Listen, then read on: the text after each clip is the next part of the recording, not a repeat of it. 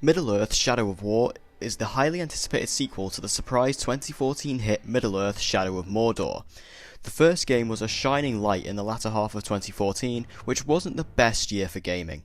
However, the sequel promised to be bigger and better than the first, so how does it stack up? Shadow of War is definitely what the developers promised us. This is a bigger and better version of the first game.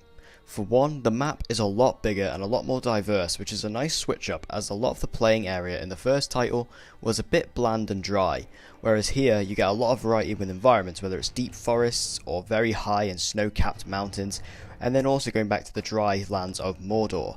So it's very varied, very diverse, and very pretty with these new graphics. Also, they are built upon the foundations of the combat system.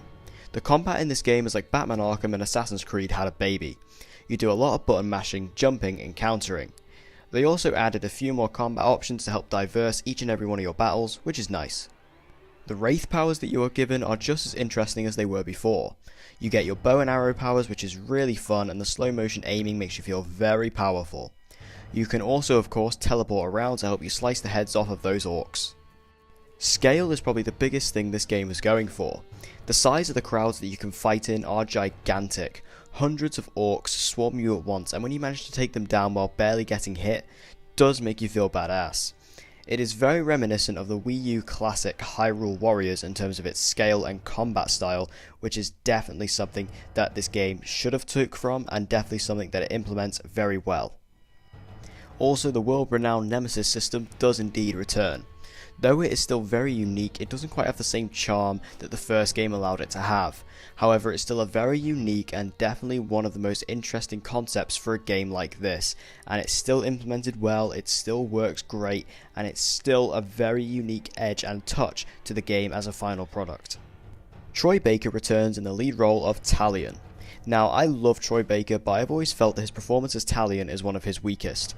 He's not bad, per se, he just doesn't stand out amongst the other actors like he does when he plays Sam Drake in Uncharted 4 or Joel in The Last of Us.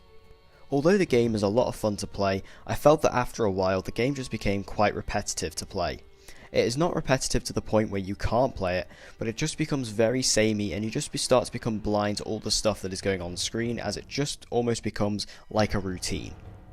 This game really reminds me of the previously mentioned Batman Arkham franchise.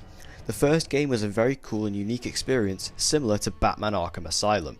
Now, Shadow of War has expanded and grown out into a bigger experience which seems less focused, similar to Batman Arkham City.